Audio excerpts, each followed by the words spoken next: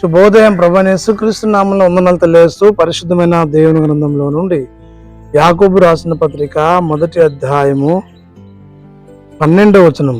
శోధన సహించువాడు ధన్యుడు, అతడు శోధనకు నిలిచిన వాడై ప్రభువు తన్ను ప్రేమించు వారికి వాగ్దానం చేసిన జీవ కిరీటమును పొందును.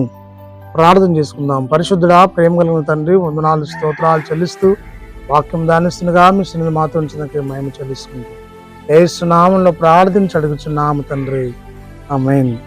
శోధన సహించి ఈ లోకంలో విశ్వాస జీవితంలో కొనసాగుతున్న వారందరూ కూడా ధన్యులు అనే లేఖనం సెలవిస్తూ ఉంది. అతడు శోధనకు నిలిచిన వాడే, శోధనకు నిలిచి ఆ శోధనను తప్పించుకొని జయించి ముందుకు సాగాలి. అంత మాత్రమే కాదు, ప్రభువు తను ప్రేమించు వారికి వాగ్దానం చేశాడు. ఏమనగా అది జీవ కిరీటము అనుగ్రహించే దేవుడు. యోసేపు జీవితాన్ని మనం గమనిస్తే శోధనను జయించాడు. ఆ జయ జీవితము దేవుడు గొప్పగా ఆశీర్వదించినాడు. నిత్య జీవం ఇవ్వగలిగిన క్రీస్తు చేతిలోనే ఉన్నాం.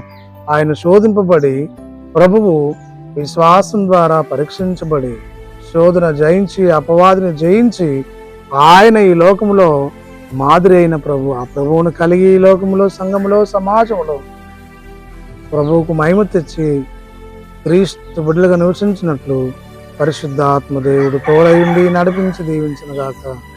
ఆమేన్. మహోన్నతుల స్తుతి స్తోత్రం చెల్లించుకుంటూ వాక్యం ధ్యానిస్తున్నగా మీ సన్నిధిలో మాతో ఉంచి నడిపించే వందనాలు చెల్లించుకుంటూ యేసు నామములో ప్రార్థిస్తున్నాం తండ్రి, ఆమేన్. తండ్రి, కుమార, పరిశుద్ధాత్మ త్రియేక దేవుడు సదా తోడయుండి దీవించిన గాక. ఆమేన్.